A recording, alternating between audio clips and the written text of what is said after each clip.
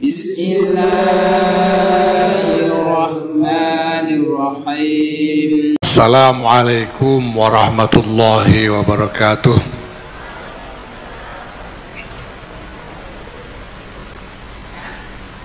Alhamdulillah wa syukurillah, wassalatu wassalamu ala rasulillah Sayyidina Maulana Muhammadin ibn Abdillah wa ala alihi wa sahbihi wa mawala. Amma ba'd. Yang saya hormati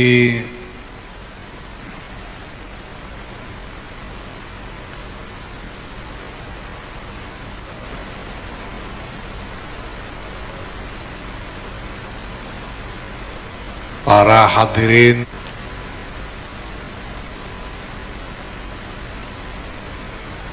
ibu-ibu, bapak sekalian yang hadir, alhamdulillah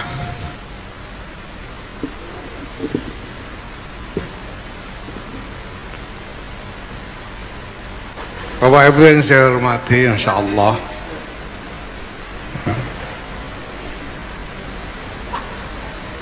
saya hanya ingin mengingatkan bahwa Nahdlatul Ulama ini adalah kelanjutan.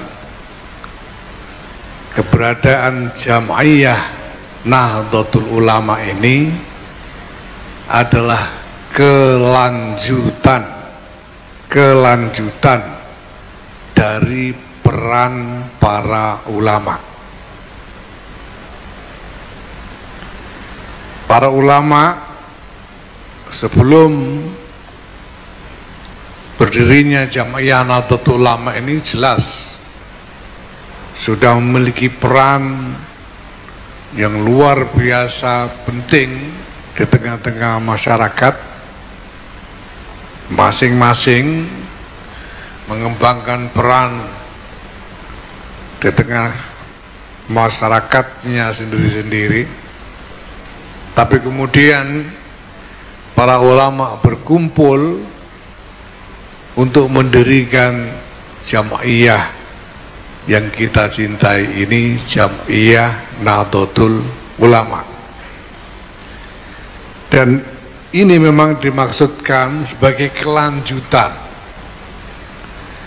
Kalau sebelum itu para ulama hanya berperan sendiri-sendiri secara individual, maka dengan Jam'iyah ini maka para ulama melaksanakan perannya secara berjamaah, bersama-sama dalam skala yang lebih luas.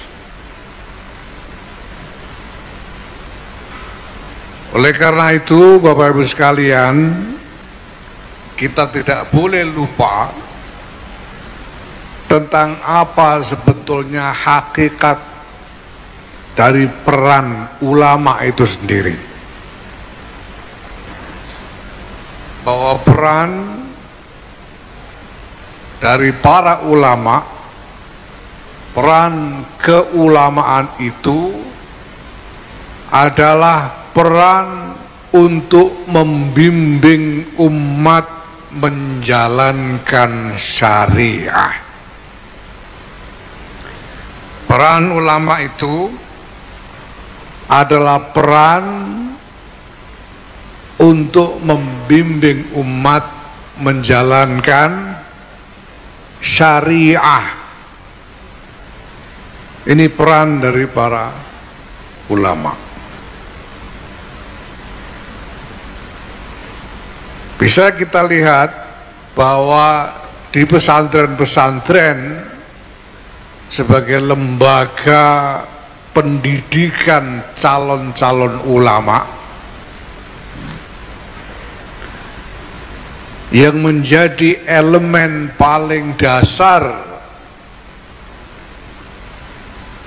dari apa yang diajarkan kepada para santri adalah ilmu-ilmu syariah.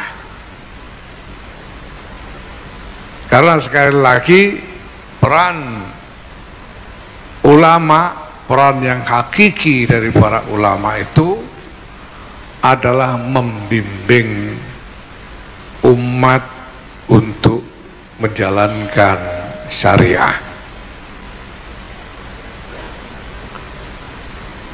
Selama berabad-abad dalam tradisi keulamaan Nusantara, peran ini telah dijalankan baik secara individual maupun secara bersama-sama oleh para ulama kita. Kita tahu bagaimana sejarah Wali Songo misalnya, dan sejarah dari para kiai-kiai pendahulu kita. Dengan didirikannya Jamaiyah Nahdlatul Ulama ini, peran itu dilaksanakan secara lebih strategis.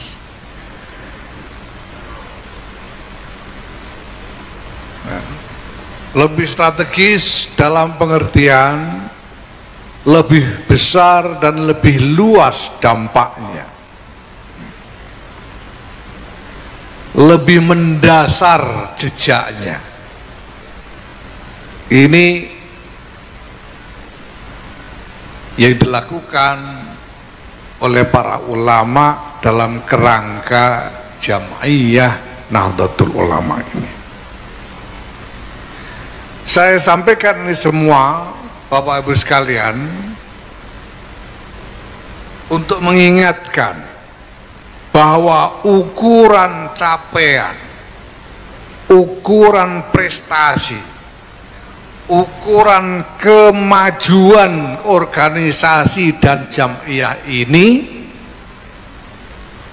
yang paling utama dan pertama-tama adalah bagaimana kita mampu mengupayakan agar syariah dijalankan oleh masyarakat Nahdlatul Ulama. Itu ukuran yang utama dan pertama-tama.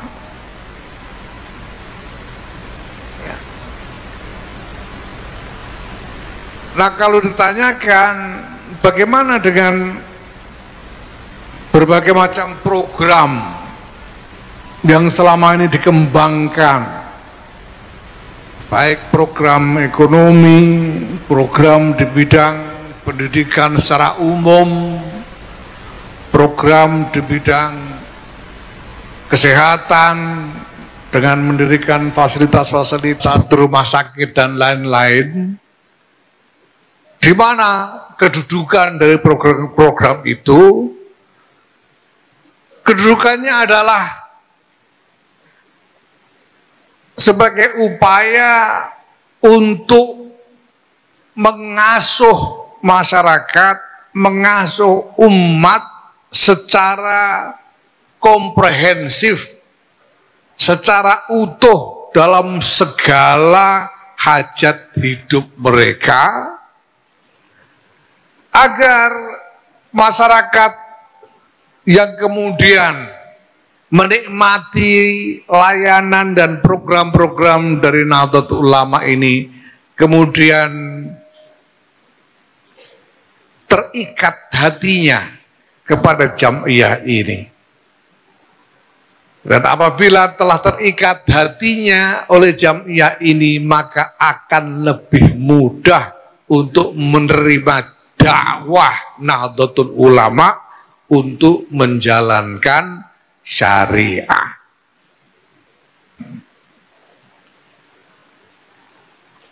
Ini penting untuk ditekankan, bahkan untuk diulang-ulang. Syariah, syariah, syariah. Karena untuk itulah sebetulnya Nahdlatul Ulama didirikan. Dan ini secara sangat tegas dinyatakan oleh Hadratus Syekh Kiai Muhammad Hashim Asy'ari di dalam khutbah iftitah beliau yang kemudian diabadikan sebagai muqaddimah konun asasi Nahdlatul Ulama. Beliau katakan, halummu ayyuhal ulama wasadatul atqiya min ahli sunnati wal jamaah min ahli madzahibil a'immatil arba'ah. Yang beliau sebut adalah ahlus sunnah jamaah, kemudian diteruskan dengan qayyid ahli madhab dari imam 4. Yang dimaksud tentu saja adalah Imam Malik, Imam Abu Hanifah, Imam Asy-Syafi'i, dan Imam Ahmad bin Hambal. Itu berarti sekali lagi syariah, karena 4 imam tersebut adalah imam-imam syariah. Maka di dalam Jam'iyah Nahdlatul Ulama ini segala sesuatu diukur dengan syariah. Segala keputusan dipertimbangkan dengan syariah.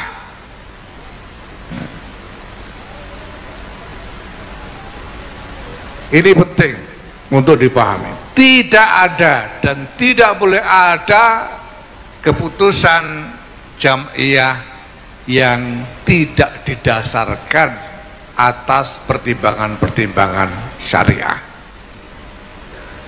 Apabila tidak ditemukan pertimbangan syariah untuk suatu keputusan, ya tidak boleh dibuat keputusan.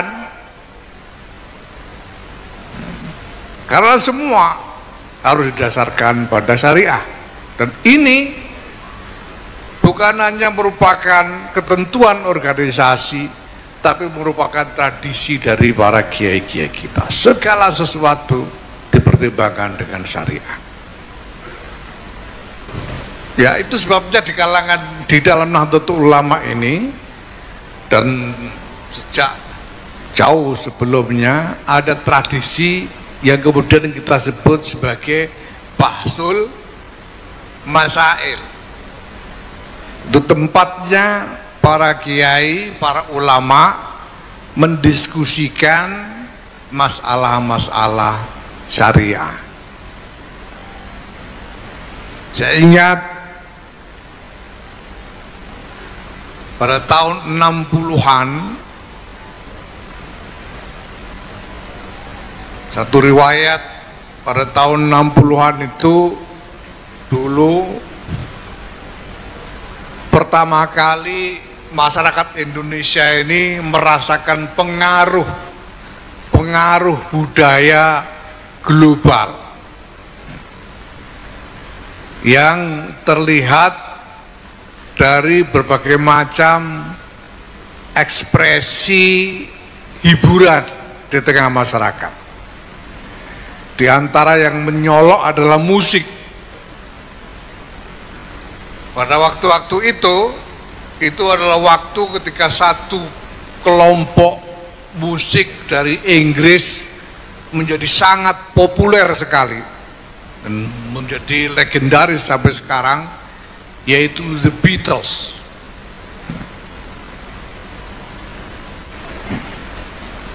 The Beatles ini kelompok musik dari Inggris yang populer sekali, juga sangat berpengaruh ke seluruh dunia, termasuk ke Indonesia ini, yang kemudian di sini ditiru oleh satu kelompok lokal, kelompok musik lokal yang menamakan grupnya Koes Plus. Waktu itu menjadi kontroversi besar,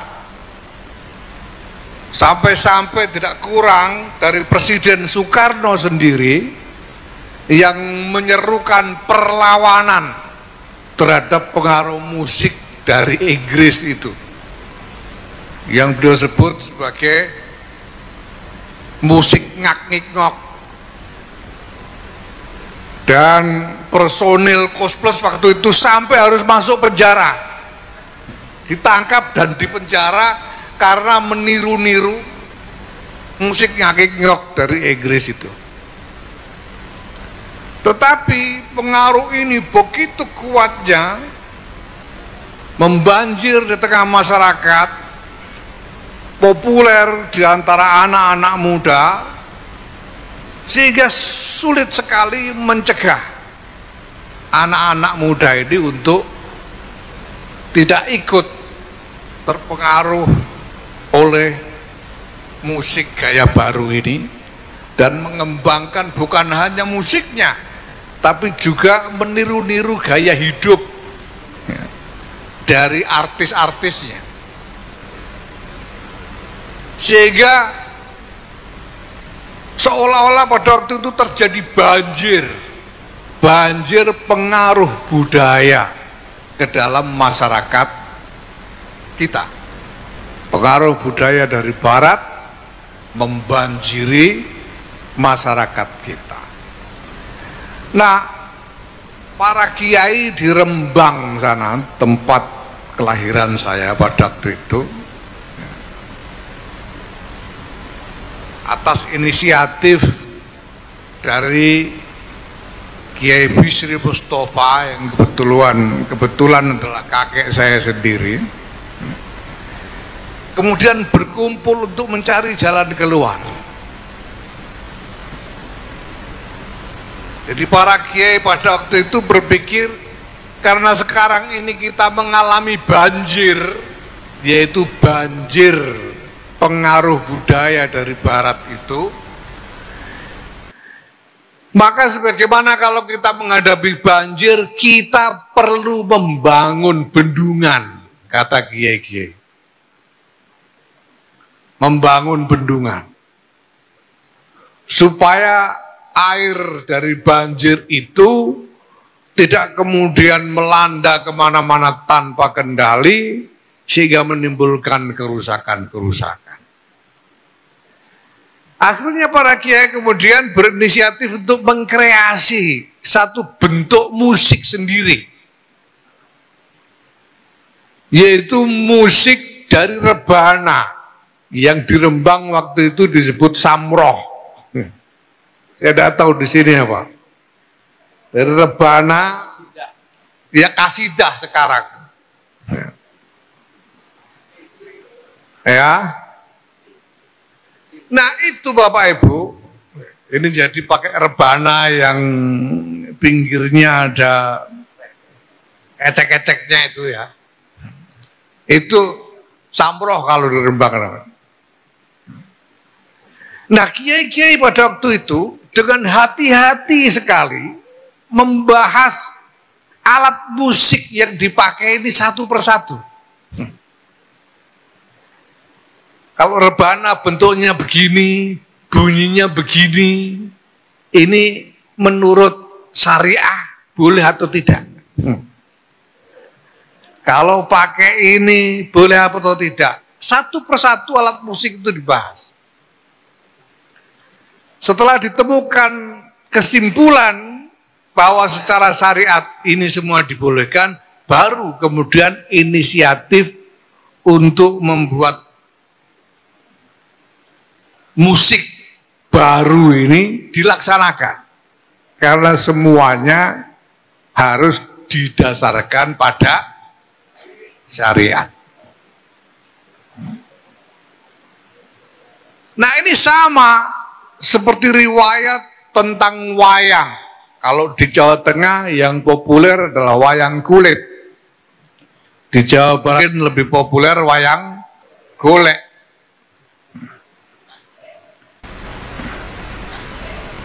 Di Jawa Tengah itu wayang kulit itu namanya ringgit.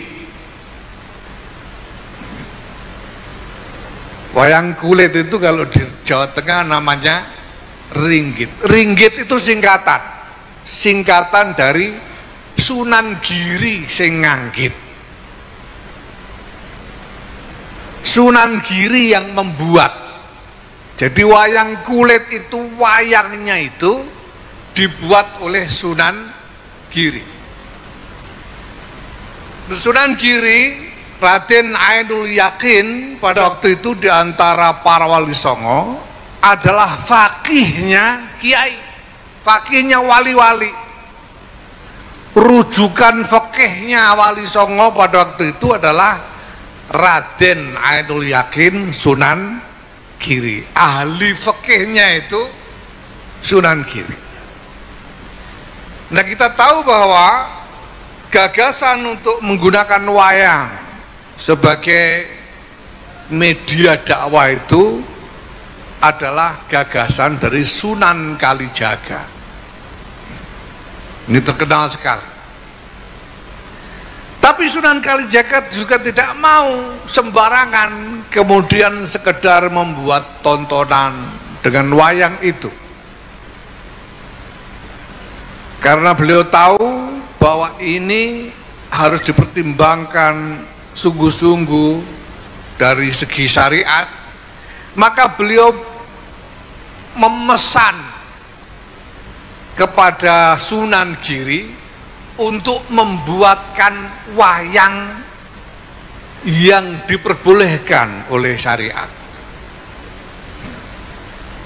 Saya kira kiai-kiai tahu bahwa di dalam kitab-kitab fikih kita itu mansus bahwa surah dari makhluk hidup itu banyak akwal ulama tidak membolehkan, diharamkan oleh sebagian ulama. Maka perlu dicarikan satu bentuk wayang yang tidak haram. Maka dibuatlah oleh Sunan Giri bentuk wayang seperti yang kita tahu sekarang ini. Ya, bentuk wayang yang seperti itu. Apakah itu gambar makhluk hidup, gambar manusia? Bukan. Mana ada manusia tangannya kok panjangnya sampai ke ujung kaki? Tidak ada. Wayang itu semuanya tangannya sampai ke ujung kaki. Wayang golek juga begitu saya kira.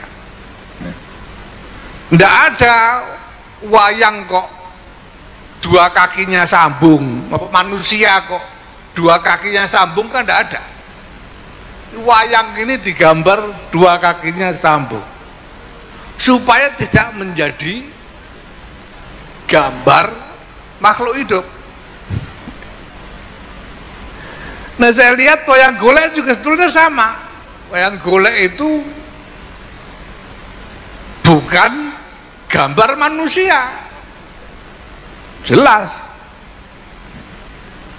tangannya saja panjangnya sampai ke ujung kaki. Dan kalau wayang golek malah nggak ada kakinya, bawahnya itu dimasuki tangannya dalam. Tapi ini hebatnya kreativitas dari para ulama kita waktu itu. Ini saya yakin wayang golek juga sebagaimana yang kulit dirancang oleh Sunan Giri. Saya kira wayang golek itu tadinya juga dirancang oleh ulama. Kalau melihat bentuknya, ini bukan gambar manusia, bukan bentuk makhluk hidup, tetapi ketika dimainkan membangkitkan imajinasi manusia, membangkitkan imajinasi tentang orang, ya, bukan manusia. Wayang itu cuma kulit gepeng, tapi ketika dimainkan itu yang melihat itu seperti orang, bangkit mengimajinasikan orang.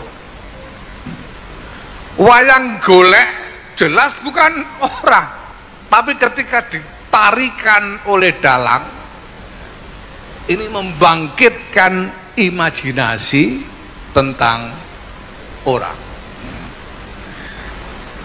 Nah, inilah Bapak Ibu sekalian, ya, bagaimana dari dulu para ulama ini tidak pernah meninggalkan pertimbangan syariat. Karena memang itu hakikat peran dari para ulama. Semuanya harus dengan dasar syariat, tidak boleh tidak.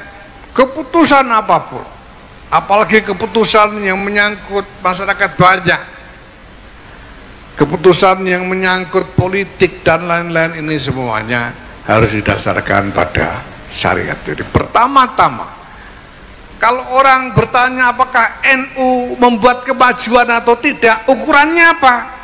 Ukurannya sejauh mana Nahdlatul Ulama mampu meningkatkan bagaimana masyarakat melaksanakan syariat. Kalau ada lebih banyak warga NU yang sholatnya lebih baik, itu namanya NU mencapai kemajuan. Kalau ada lebih banyak warga NU yang terawih 23 rakaatnya itu tekun, itu namanya kemajuan NU. Jadi bukan rumah sakit, bukan lembaga ekonomi, bukan sekolahan, bukan apa-apa, syariat. Itu ukuran pertama-tama. Nah yang lain-lain ini, rumah sakit, layanan-layanan masyarakat, sekolah-sekolah, koperasi, usaha-usaha ekonomi yang lain, ini adalah strategi untuk mengajak masyarakat melaksanakan syariat. Kita harus bisa bedakan mana wasilah, mana ghoyah. Program-program layanan masyarakat itu adalah wasilah, ghoyahnya adalah mengajak masyarakat untuk melaksanakan syariah. Wallahul muwaffiq ila aqwamit thoriq. Wassalamualaikum warahmatullahi wabarakatuh.